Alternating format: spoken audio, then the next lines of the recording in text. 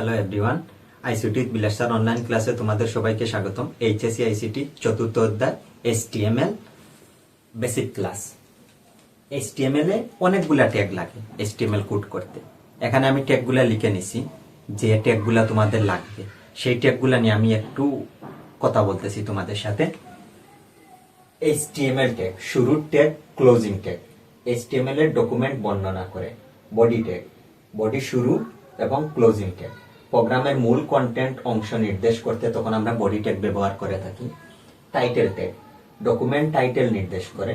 Head tag, প্রোগ্রামের head অংশ নির্দেশ করে। H1 থেকে H6 heading tag. Heading tag হলো 6টা।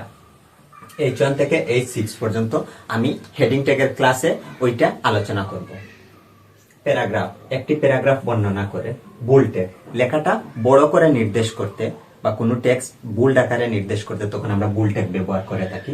ইটালিক ট্যাগ, কোনো লেখা যদি একটু বাঁকা করে লেখা থাকে, যেটা ইটালিক ফরম্যাটে লেখা থাকে, তখন আমরা ইটালিক ট্যাগ ব্যবহার করে থাকি। আন্ডারলাইন, কোনো লেখার নিচে যদি আন্ডারলাইন করা থাকে তখন আমরা সেটা নির্দেশ করতে আন্ডারলাইন ট্যাগ ব্যবহার করে থাকি। ডিলেট ট্যাগ, কোনো লেখা যদি ডিলেট কাটা থাকে তখন সেটাকে নির্দেশ করতে আমরা ডিলেট ট্যাগ ব্যবহার করে থাকি।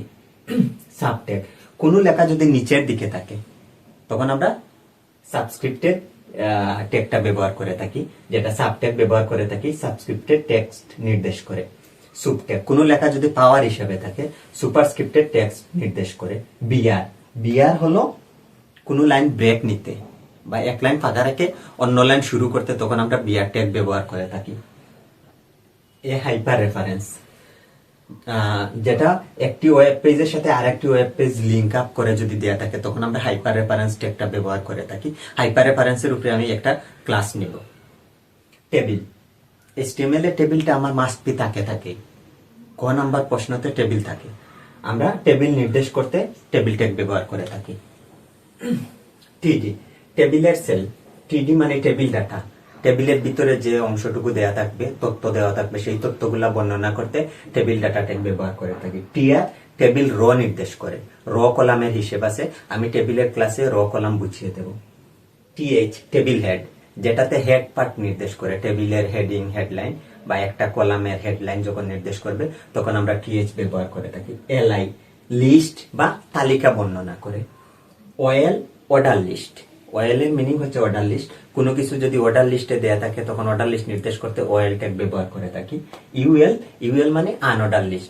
আনঅর্ডার লিস্ট বর্ণনা করতে আমরা ইউএল ট্যাগ ব্যবহার করে থাকি। এখন কথা হলো, এই ট্যাগগুলোই শুধু তোমাদের লাগবে, আর কিছু তোমাদের লাগবে না। আরো ট্যাগ আছে, বাকি ট্যাগগুলো পড়া লাগবে না। জাস্ট এই ট্যাগগুলো মুখস্থ করার কোনো প্রয়োজন নেই। 2-3 বার রিডিং পড়লে তোমাদের মনে থাকবে। আর যখন কোডগুলা প্র্যাকটিস করবা উদ্দীপক অনুসারে তখন তোমাদের অটো চলে আসবে। কোন ট্যাগ কখন ব্যবহার হবে, কোথায় ব্যবহার করতে হবে সেটা তোমরা জেনে যাবা। আমি HTML এর বেসিক স্ট্রাকচার নিয়ে এখন আলোচনা করব। প্রথমে শুরু করতে হবে HTML দিয়ে, তারপর হেড পার্ট। হেড পার্টে আমার টাইটেল লিখতে হবে। এখানে টাইটেল যা থাকবে আমরা তা লিখবো। টাইটেল ক্লোজ করে নিব।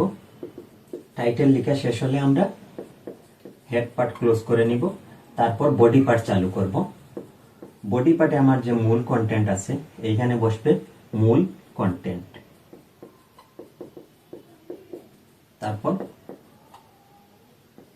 বডি পার্ট ক্লোজ হবে, সর্বশেষ HTML ক্লোজ হবে। এইটা হচ্ছে টাইটেল ট্যাগ।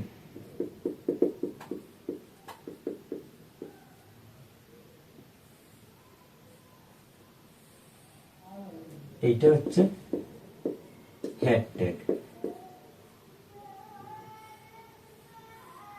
এইটা হচ্ছে বডি ট্যাগ। আর এইটা হচ্ছে সর্বশেষ আমি যেটা, এইটা হচ্ছে HTML ট্যাগ বা HTML ডকুমেন্টেশন বর্ণনা করে। এই হচ্ছে HTML এর বেসিক স্ট্রাকচার। বেসিক স্ট্রাকচারটা আমি এখানে দেখিয়ে দিলাম। এই বেসিক স্ট্রাকচার অনুসারে আমরা প্রত্যেকটা HTML কোড করব উদ্দীপকের আলোকে। তাহলে বেসিক ক্লাসে এতটুকু মনে রাখলে তোমাদের চলবে। ট্যাগগুলা আর HTML কোডের বেসিক স্ট্রাকচারটা মনে রাখলে চলবে।